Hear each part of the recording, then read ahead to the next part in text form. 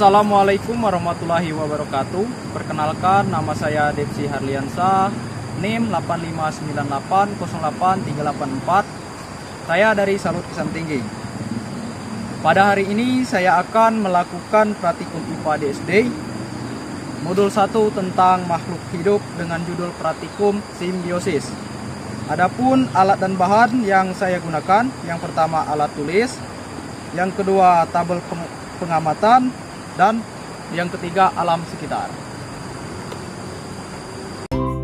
Apa itu simbiosis? Simbiosis adalah hubungan erat dan jangka panjang antara dua organisme berbeda jenis yang saling berinteraksi.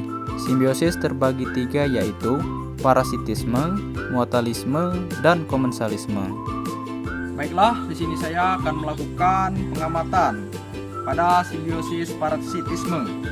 Yang pertama itu ulat pada tanaman sayuran, yang kedua nyamuk dan manusia, yang ketiga lalat dan buah, yang keempat kucing dan kutu, yang kelima ulat pada daun pisang, dan yang terakhir benalu dan pohon inang.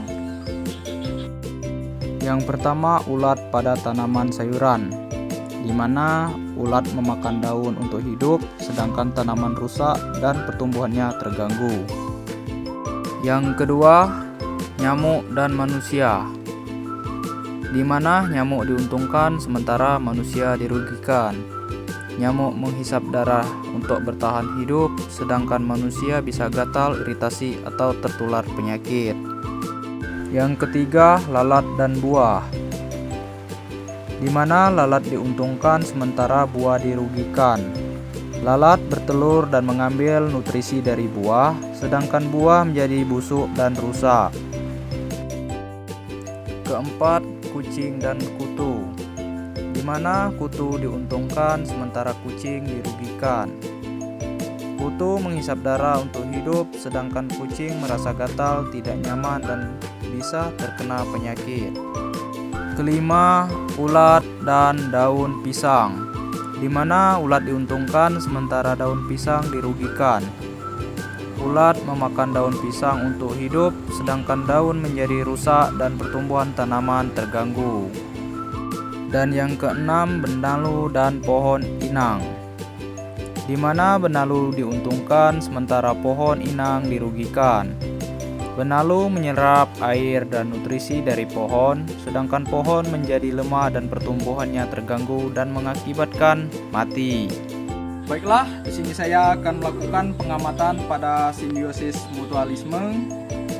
Yang pertama, cacing dan tanaman, yang kedua, bunga dan kupu-kupu, dan yang ketiga, lebah dan bunga kopi.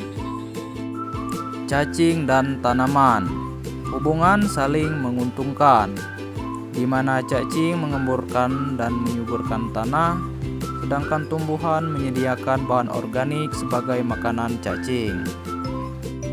Yang kedua, kupu-kupu dan bunga, di mana kupu-kupu mendapatkan nektar sebagai makanan, sedangkan bunga terbantu dalam proses penyerbukannya. Dan yang ketiga, lebah dan bunga kopi, di mana lebah mendapatkan nektar dari bunga kopi, sedangkan bunga kopi terbantu penyerbukannya. Dan yang terakhir adalah simbiosis komensalisme. Contohnya yang pertama, anggrek dan pohon kopi, yang kedua, sisik naga dan pohon pinang, dan yang ketiga, pohon kopi dan sarang burung. Anggrek dan pohon kopi. Anggrek hidup menempel pada batang pohon kopi sebagai tempat tinggal dan mendapatkan cahaya matahari, udara lebih mudah. Sedangkan pohon kopi tidak dirugikan karena anggrek tidak mengambil nutrisi dari pohon kopi. Kedua, sisik naga dan pohon pinang,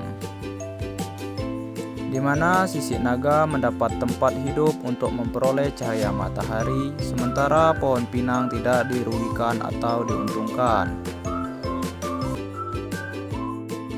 Dan yang ketiga, pohon kopi dan sarang burung, Hubungan di mana satu pihak diuntungkan sementara pihak lain tidak dirugikan maupun diuntungkan. Burung mendapat tempat tinggal di pohon kopi, sedangkan pohon kopi tidak terpengaruh.